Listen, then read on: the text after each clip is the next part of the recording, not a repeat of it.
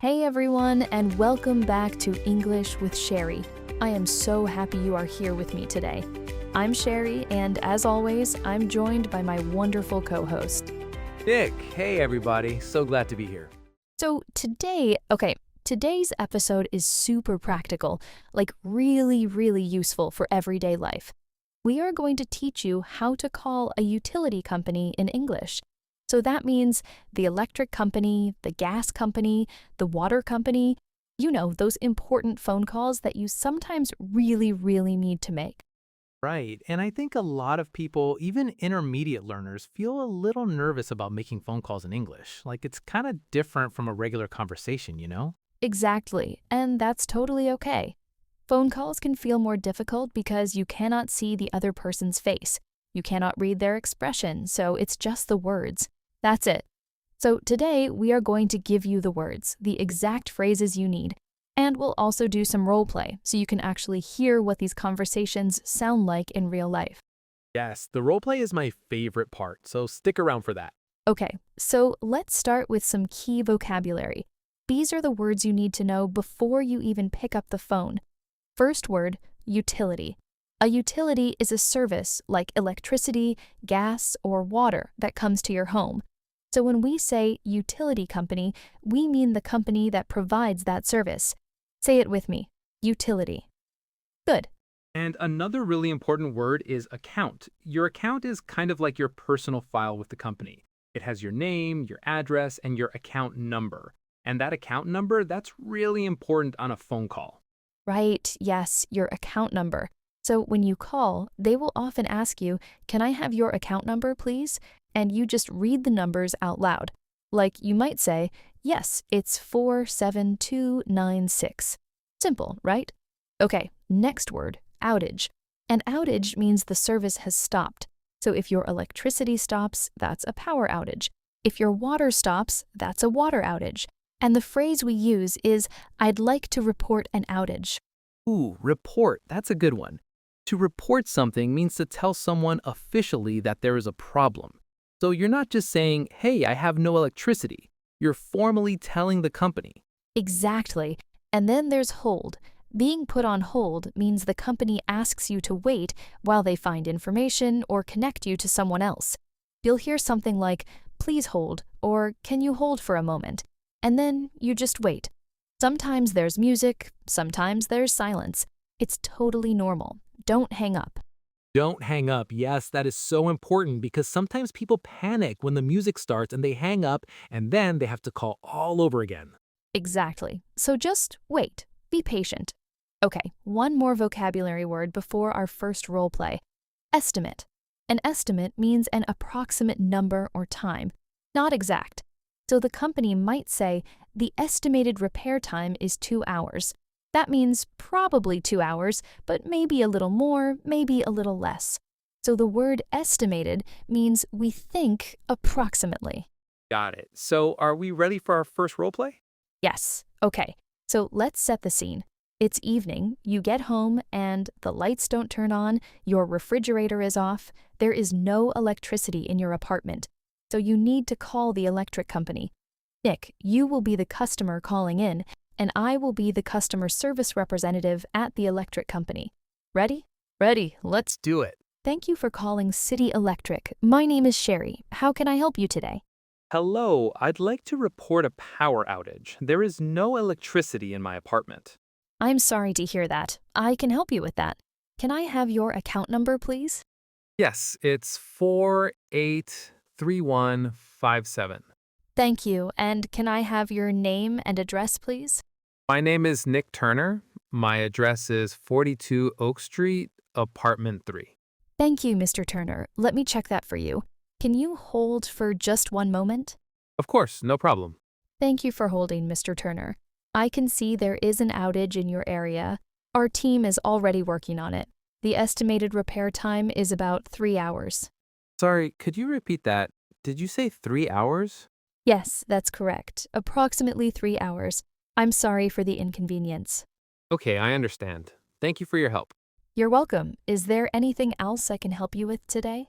No, that's all. Thank you. Goodbye. Goodbye. Have a good evening. Okay, so how did that feel? Did you catch everything?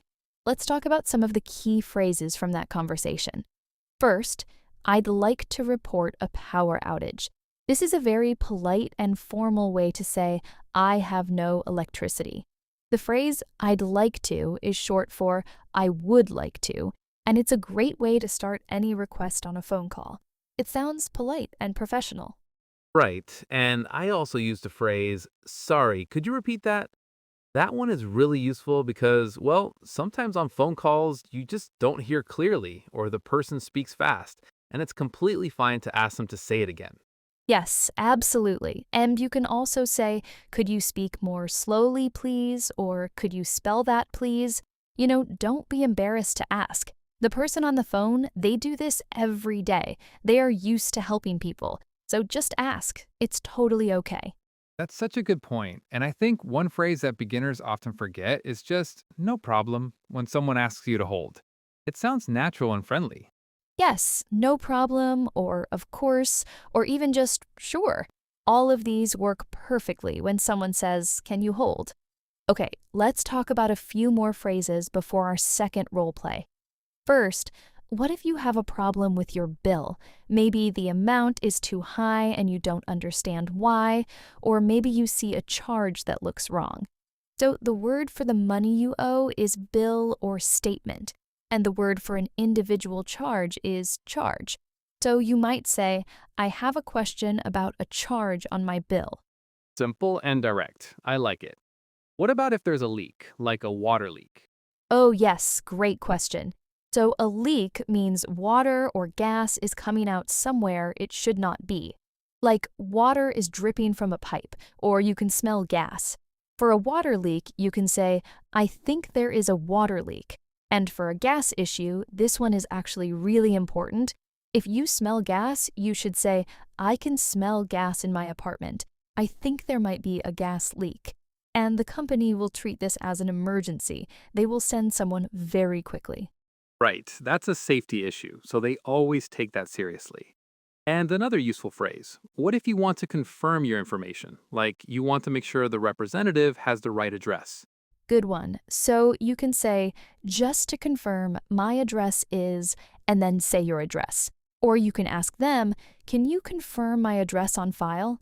That phrase on file means the information they have saved in their system. So on file equals saved in the computer.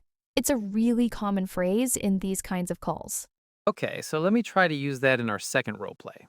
This time, let's switch. I'll be the customer service person, and Sherry, you call in about a bill issue. Ooh, I love it. Okay, yes.